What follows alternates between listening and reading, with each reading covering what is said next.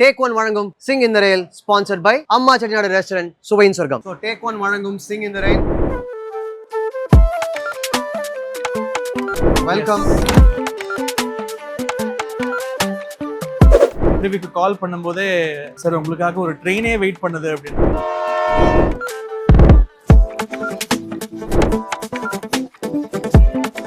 நிஜமாவே ஒரு train wait பண்ணுது. It is an amazing blessing to be a musician. வாழ்க்கையில முதல் தடவை ஒரு பெரிய ஒரு இம்பார்ட்டன்ட் பர்சனா ஃபீல் பண்றேன். For our dear Haricharan. Very happy. Welcome to the show.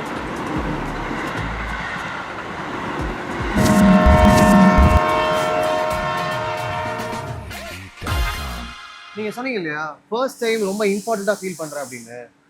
நீங்க எங்களுக்கு எவ்வளவு இம்பார்ட்டன்ட் தான் எனக்கு பேச போறோம். ஓகே, எனக்கு எப்பவுமே ரொம்ப கியூரியஸா இருக்கும். என்ன தெரியுமா கேட்கணும்னு, உங்களுடைய வெரி ஃபர்ஸ்ட் ரெக்கார்டிங், ஒரு ஃபிலிமுக்கான ரெக்கார்டிங் எந்த வயசுல நடந்துச்சு? ஐ திங்க் 10 வயசுல 1 to Ka 4 அப்படிங்கிற ஒரு ஹிந்தி பாடத்துக்கு கணத்தில் முத்தமிட்டாள். இந்த 2 படத்துக்கும் பேக்கிங் வோக்கல்ஸ் கோரஸ் பாடக்கூடிய சான்ஸ் கிடைச்சது. அங்க என்ன ஸ்டார்ட் பண்றீங்க? அங்க என்ன ஸ்டார்ட் ஆச்சு. ஸோ அப்போ ஒரு சின்ன பையன் நான் ரஹ்மான் சாரை ஃபர்ஸ்ட் பார்த்தேன். பட் ஆனால் அவரை ஒழுங்கா முழுசா கூட பார்க்க முடியல. ஏன்னா ஒரு கிளாஸ் தாண்டி தான் இருந்தாரு. நான் ரொம்ப குள்ளமா இருந்தேன். ஸோ அதனால அவர் இருக்காரு அப்படின்னு ஒரு நினைப்பிலேயே அந்த ரெக்கார்டிங் போச்சு. So that is my first mic experience. 10 வயசுல. அண்ட் அதுக்கப்புறமா ஒரு லீட் சிங்கரா அந்த டெபியூ இப்போ அது வந்து காதல் திரைப்படம் 2005. ஸோ அப்போ என்னங்க 17 வயசு இருக்கும். 17 வயசு. காதல் படத்துல உனக்கென இருப்பேன் பாட்டு இருக்குல்ல, அந்த பாட்டு டிவியில வந்தாலே நான் மாத்திடுவேன். ஏன் தெரியுமா? ஏன்னா அது பயங்கர சோகமான பாட்டு. என்னால் அதை ஹேண்டிலே பண்ண முடியாது. Correct. I have seen that film.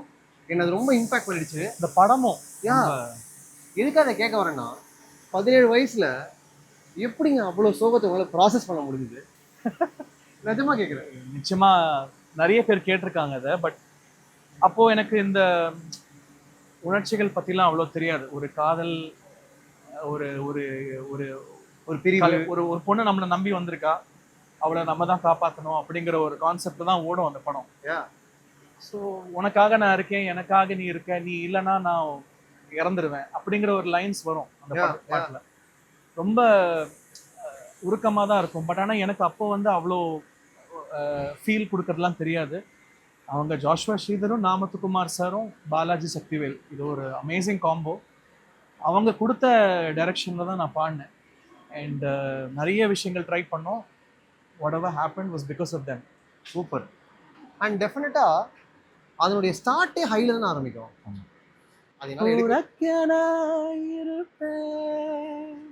அப்படிதான் ஆரம்பிக்கும்.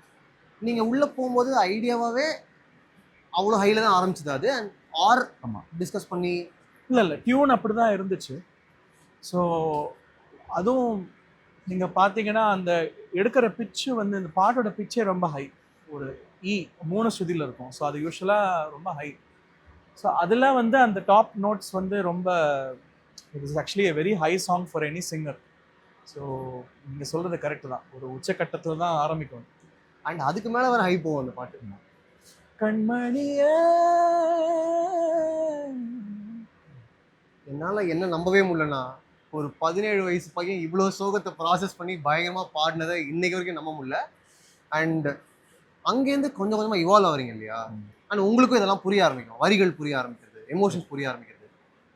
அந்த எவல்யூஷன் பற்றி சொல்லுங்கள். எந்த பாடலில் யூ ஃபீல் ஹிட் ஆகுது நமக்கே இது எப்போ? துளி துளி மழையாய் வந்தாலே அந்த பாட்டு. ஸோ எனக்கு அதுக்கப்புறம் நிறைய பெரும்பாலும் சாங்ஸ் வந்து லவ் மெலடி சாங்ஸாக வரும்போது சப்ஜெக்ட் எப்படி இருக்குன்னா, ஒரு பொண்ணை முதல்ல பார்க்குறான், அந்த ஒரு எக்ஸைட்மெண்ட்டை நீங்கள் காமிக்கணும், அந்த ஒரு புத்துணர்ச்சியை காமிக்கணும், துள்ளலை காமிக்கணும் அப்படின்னு தான் சொல்லுவாங்க. ஸோ அதை நான் வந்து ஃபீல் பண்ண ஆரம்பித்தேன். ஏன்னா ஒரு ஸ்கூல் டைமில், காலேஜ் டைமில் நம்மளோட நிறைய பொண்ணுங்க படிப்பாங்க. அவங்களுக்கு மேலே வர க்ரஷ்ஷு இல்லை வந்து அவங்களுக்கு பேசணுங்கிற போதும்போது ஒரு பயம் இருக்கும். இங்கிலீஷில் பேசணுன்னா ஒரு பயம். ஸோ அதனால வந்து அதெல்லாம் வந்து அந்த ப்ராசஸ் பண்ணி அதெல்லாம் ஞாபகம் வச்சுட்டு பண்ணுறேன். அந்த துள்ளல இமோஷனில் இருக்குது. பட் வாய்ஸில் அது எப்படி கொண்டு வரீங்க? What is the trick? அந்த எக்ஸைட்மெண்ட் எங்களுக்கு ஃபீல் ஆகணும்ல. Correct. What is that process? இப்போ ஐயையோ ஆனந்தமே பாட்டு பார்த்தீங்கன்னா அந்த அந்த சாங்ல வந்து அதுதான் அந்த ஃபீல். ஸோ அந்த பாட்டை வந்து நார்மலா பாடலாம், ஐயையோ ஆனந்தமே பாடலாம். பட் ஒரு ஹஸ்கியா ஒரு எக்ஸைட்மெண்ட்டோட பாடுதும் அப்படின்னா ஐயையோ அந்த ஒரு ஒரு ஏத்தம் இறக்கம், அந்த ஒரு காத்தோட சேர்ந்து பாடுறது, அப்புறம் அந்த அடி வயிற்றுலேருந்து சேர்ந்து பாடுறது, அதெல்லாம் தான் ஒரு ஃபீலிங்கை கொடுக்கும். அந்த ஹஸ்கோட ஆரம்பிக்கிறது இருக்குல்ல, அதை எப்படி ஹரிச்சரன் கிராக் பண்ணாரு? SPB sir. எஸ்பிபி சார் அவர் கொடுக்காத எமோஷன்ஸ் கிடையாது. அவர் எனக்கு அவர் மட்டும் இல்லை, நிறைய சிங்கர்ஸ் வந்து நிறைய பாடி வச்சிருக்காங்க, ஒரு ஒரு ஃபீலிங்க்கும் ஒரு ஒரு பாட்டு இருக்கு. ஸோ அதெல்லாமே ஒரு டிக்ஷனரி தான். லவ்னா அது ஒரு சோகம்னா ஒரு விப்ராட்டோ இருக்கும், யேசுதாஸ் சாரோட வாய்ஸில் அப்படி ஒரு விப்ராட்டோ இருக்கும். மலேசியா வாசுதேவன் சார்ல அவரோட வாய்ஸில் ஒரு துள்ளல் இருக்கும், டிஎம்எஸ் சார் வாய்ஸ் இருக்கும். அதெல்லாம் நோட் பண்ணிட்டு இதெல்லாம் தான் இது கன்வெர்ட் ஆகுது, இதெல்லாம் தான் ஒரு ஹீரோக்கு வாய் அசைக்கும் போது இதெல்லாம் கன்வெர்ட் ஆகுது, இமோஷன்ஸாக கன்வெர்ட் ஆகுது. ஸோ அதெல்லாம் நம்ம ட்ரை பண்ணி மியூசிக் டைரக்டரும் லிரிசிஸ்டும் இது ஓகே இல்லை வேற ஏதாவது ட்ரை பண்ணுங்க அப்படின்னு ஒரு ஹிட் அண்ட் ட்ரையல் மெத்தட் தான். Nice. Trial and error method.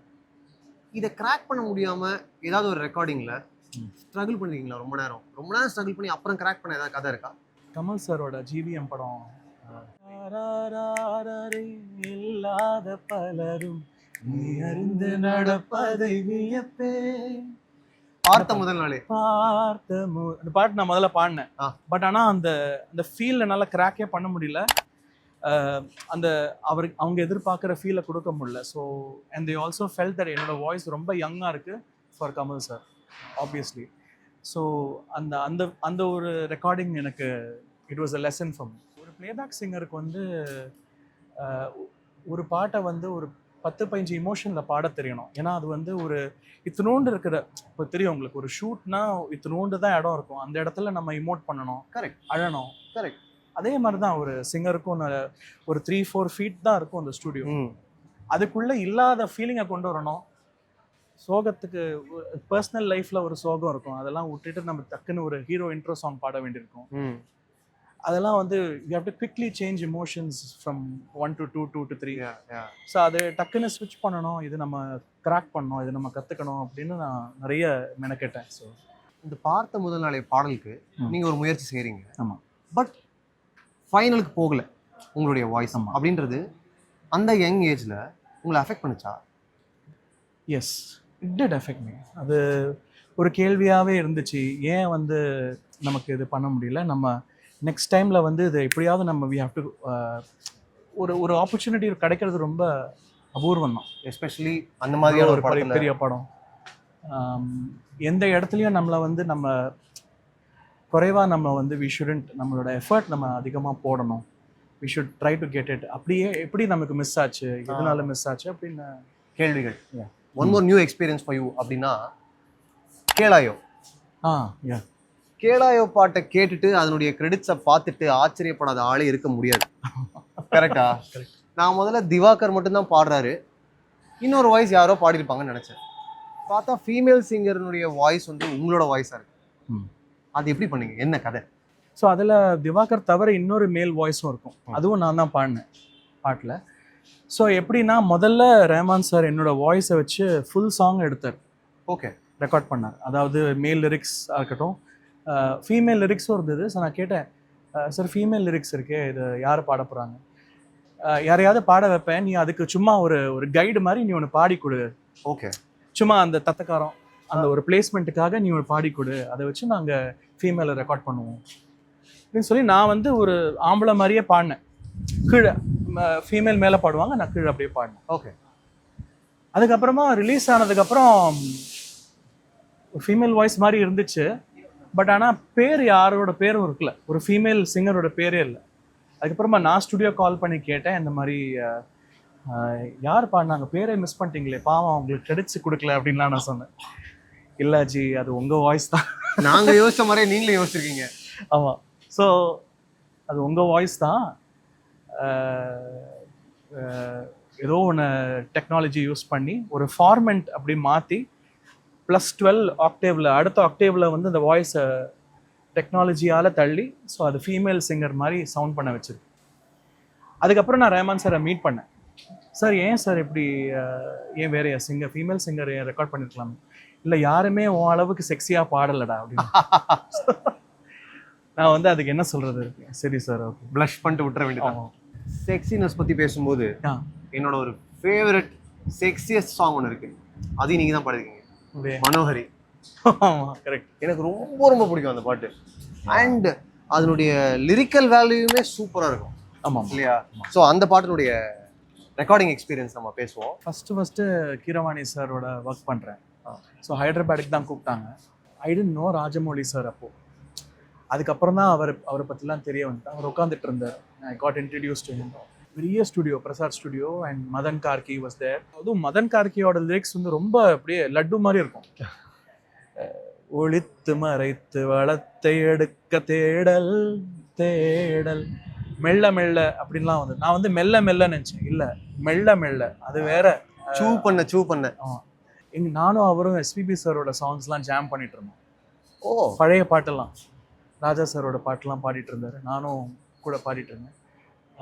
Hari ஒரு நல்ல சாங் இருக்குது அப்படின்னு சொல்லி இந்த மனோஹரி பாட்டோட லிரிக்ஸ் எழுதி பாடினோம். ஸோ இட் வாஸ் எனக்கு ரொம்ப ஒரு மறக்க முடியாத ஒரு செஷன். ஏன்னா கீரவாணி சார் நான் வந்து ரொம்ப அட்மையர் பண்ணுற ஒரு பர்சன். ஏன்னா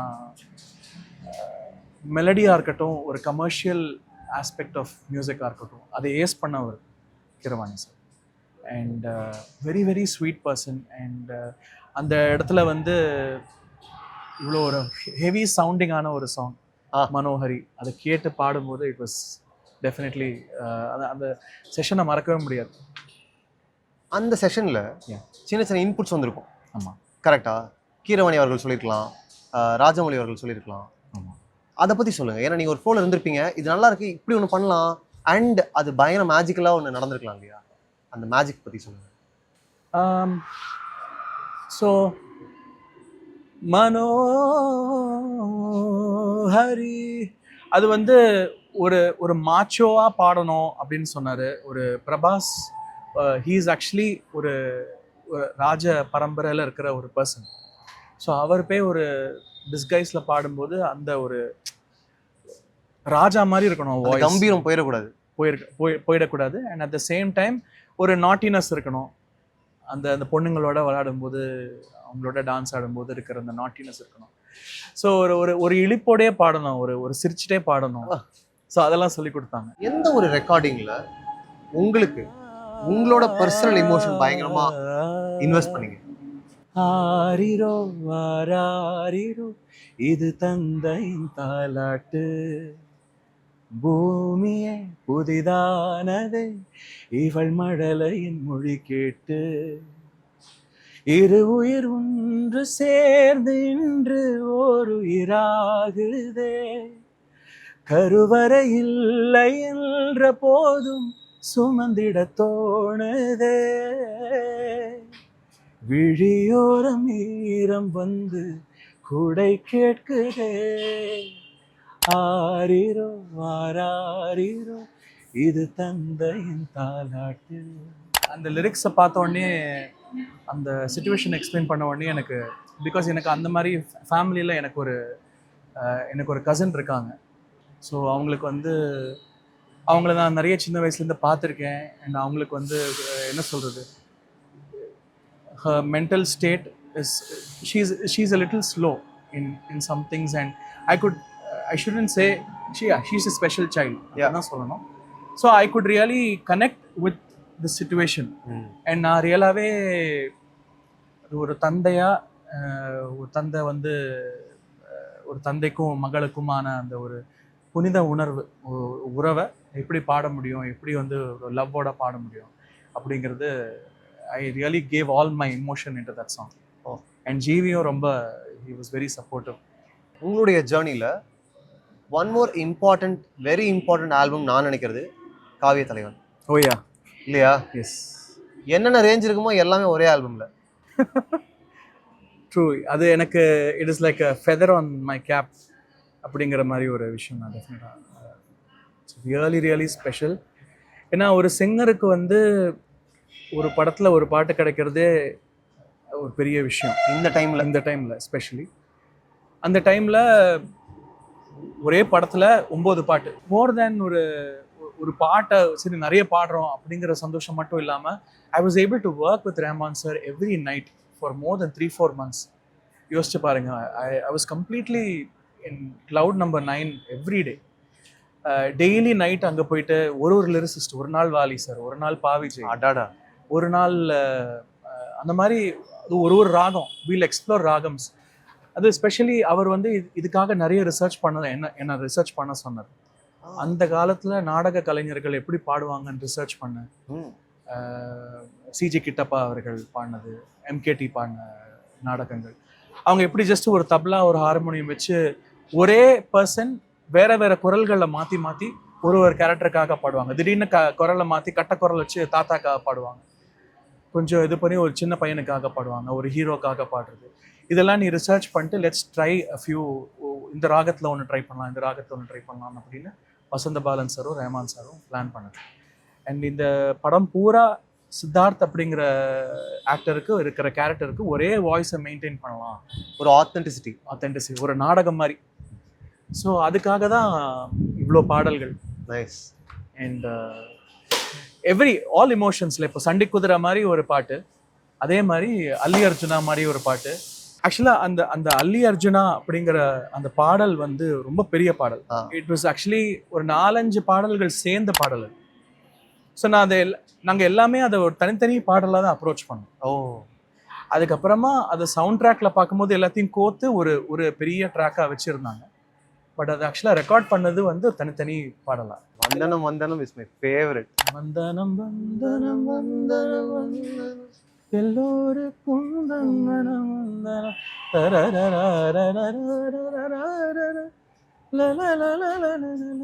ஸோ டெய்லி நைட் அவர் ஸ்டுடியோ தான். இன்ஃபேக்ட் அந்த வருஷம் தான் எனக்கு கல்யாணம் ஆச்சு. I still remember 2013. ஆனால் அதுக்கப்புறமா டெய்லி ஸ்டுடியோவில் இருப்பேன். அவர் வந்து என்னடா இப்போதான் கல்யாணம் இருக்குது, டெய்லி இங்கே இருக்க நைட்டு அப்படின்னு. சார் பரவாயில்ல sir, I still love it, I want to be here, to music. உங்களுக்கு என்னைக்காவது ஒரு பாட்டு பாடும்போது இன்னொரு பாட்டினுடைய எக்ஸ்பீரியன்ஸ் ஹெல்ப் பண்ணியிருக்கான்? ஃபார் எக்ஸாம்பிள், ஐ ஃபீல் இந்த கனெக்டு ஒரு அப்சர்வராக நான் சொல்கிறேன். இப்போ கல்லூரி படத்தினுடைய சரியா அந்த பாட்டு இருக்கு இல்லையா, சரியா அந்த பாட்டில் ஒரு சின்ன துள்ளல் இருக்குது. அண்ட் அமரனில் ஹே மின்னலே பாட்டில் ஒரு பெரிய சந்தோஷம் இருக்குது.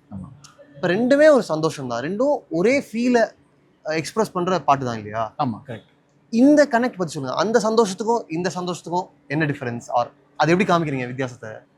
ரெண்டுமே ஒரு டிஃப்ரெண்ட் அரேஞ்ச்மெண்ட்டில் இருக்கிற பாட்டு, பட் ஆனால் அதுக்கேற்ற மாதிரியும் ஃபீலிங் மாறும். சரியா தவறா வந்து ஒரு rock பேஸ்டில்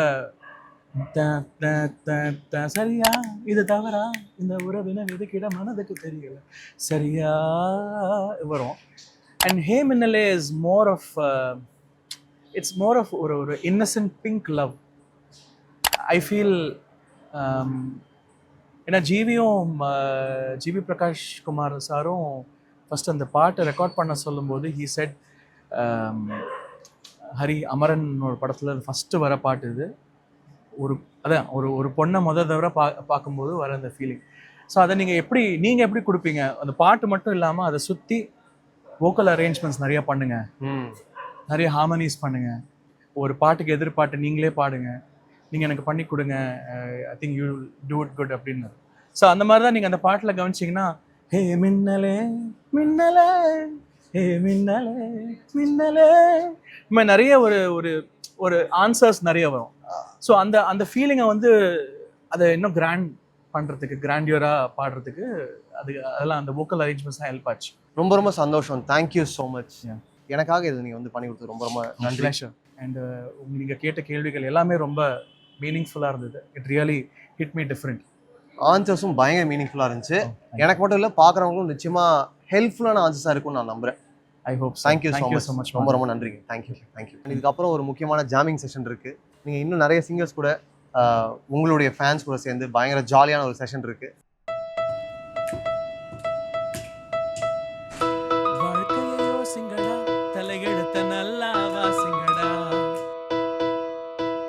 எஸ்ஸா எஸ்ஸா Noah எஸ்ஸா அழகியே marry me அழகியே flirt with me get high with me அழகியே என்றால் அது கடவுள் என்றால் அந்த கடவுளின் துகளவள் தானா ஐயோ என திகைக்கும் ஐயன வியக்கும் ஐகளுக்கெல்லாம் விடுமுறையை அவள் தந்து விட்டாள் அவள் வந்து விட்டாள் இனி ஜல்சா பண்ணுங்கடா குஜாலா ஜில்பா காட்டுங்கடா இனி ஜல்சா பண்ணுங்கடா குஜாலா ஜில்பா காட்டுங்கடா வாழ்க்கையை யோசிங்கடா தலையெழுத்த நல்லா வாசிங்கடா